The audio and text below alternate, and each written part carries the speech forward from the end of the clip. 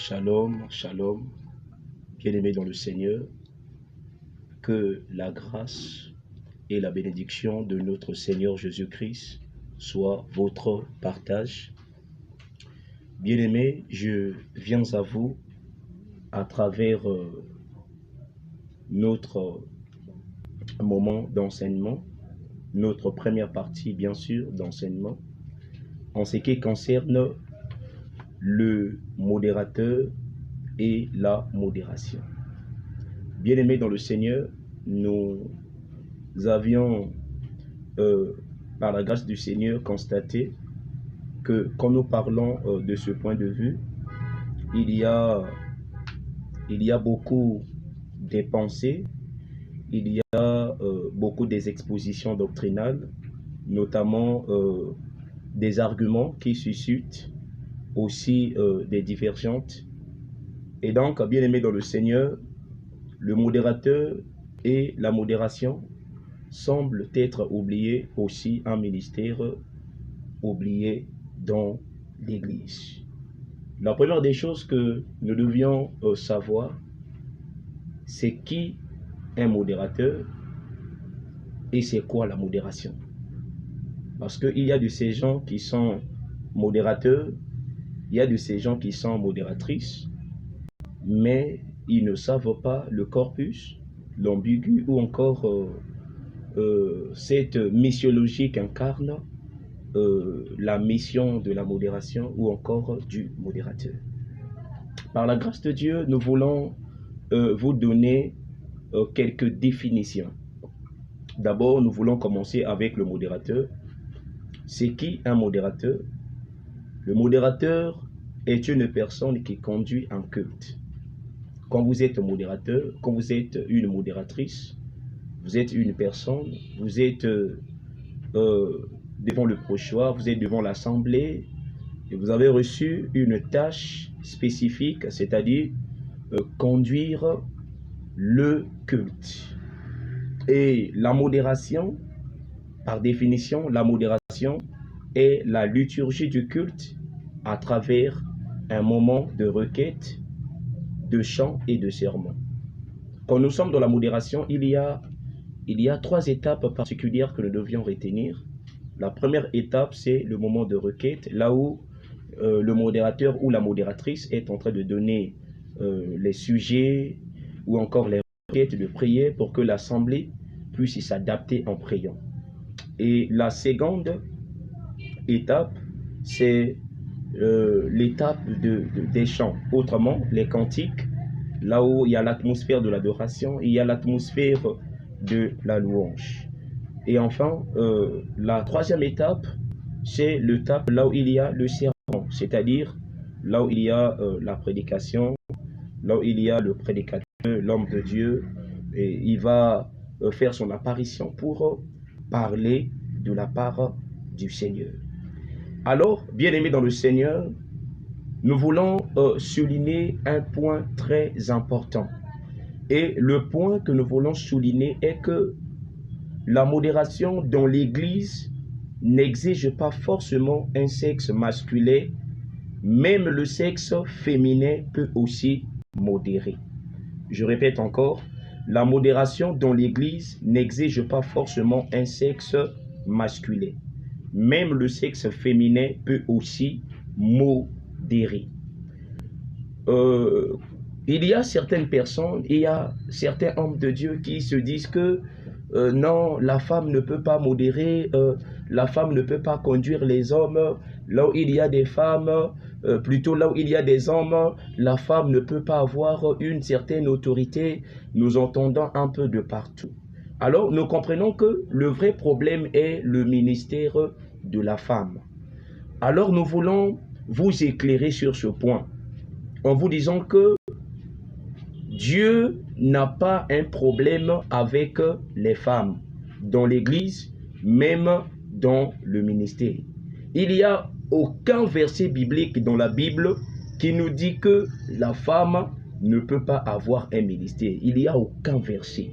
Et il y a de ces gens-là qui utilisent des versets bibliques ou encore des des philosophies ou encore des intelligences doctrinales, justement pour essayer un peu de barricader ce côté-là de la femme au milieu de l'assemblée.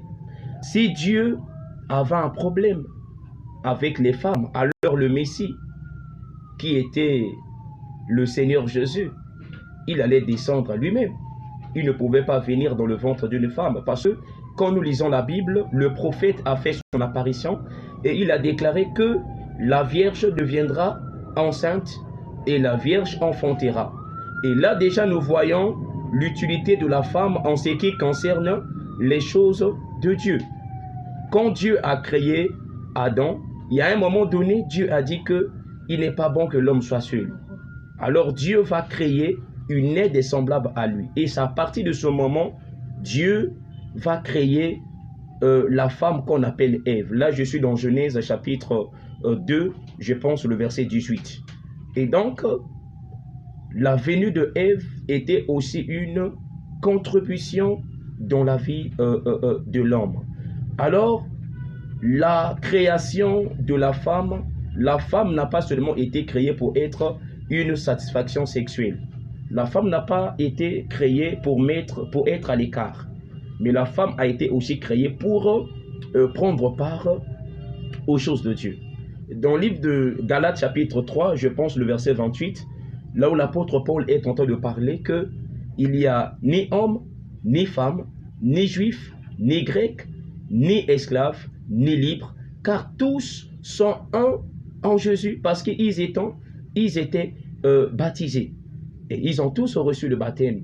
La soumission de la femme, ne reconnaissant que la soumission de la femme se situe spécifiquement dans le mariage. Là où la Bible déclare que femmes, soyez soumises à vos maris. C'est dans le plan conjugal. Mais dans le ministère de Dieu, l'homme et la femme sont soumises qu'à Dieu. Et là, on ne parle pas d'une certaine autorité provenant, je ne sais pas de qui, mais l'autorité suprême s'incarne de Dieu lui-même. Jésus-Christ de Nazareth, notre Dieu, dans son ministère terrestre, il a travaillé avec des femmes. Il y a eu Suzanne, il y a eu Marie de Magdala, il y a eu Marie de Madeleine, et elles étant là en train d'accompagner le ministère de Jésus. L'apôtre Paul, lui-même aussi dans son ministère, il a travaillé avec plusieurs femmes. Il y a eu Phoébé qui était la diaconesse, il y a eu Prisca, il y a eu Priscille, il y a eu Saintiche, il y a eu Éphodie, et il y a même en théologie une femme qu'on appelle Dunia, qui était parmi les apôtres, et on sous-entend que cette femme était aussi un apôtre du Seigneur. Et donc, bien aimé dans le Seigneur, même la résurrection de Jésus, ce sont les femmes, les premières personnes à rencontrer. Ce n'étaient pas les disciples, c'est même les femmes qui ont annoncé la résurrection de Jésus. Alors, nous ne pouvons pas les combattre. Nous ne pouvons pas les combattre parce que le Saint-Esprit n'a pas de sexe. Le Saint-Esprit ne choisit pas personne pour faire son œuvre. Dieu est Dieu, il reste Dieu, il fait ce qu'il veut sans même demander l'avis des gens. Et il reste comme ça, il est le Dieu suprême. Alors nous ne voulons pas rentrer dans des débats philosophiques ou encore dogmatiques. Et donc nous encourageons nos mamans, nous encourageons nos sœurs, vous qui aspirez au service de Dieu, au ministère, à la modération, nous vous encourageons de servir le Seigneur. Il y a quelqu'un qui a dit, l'apôtre Paul a dit, je ne permets pas à la femme d'enseigner, patati patata.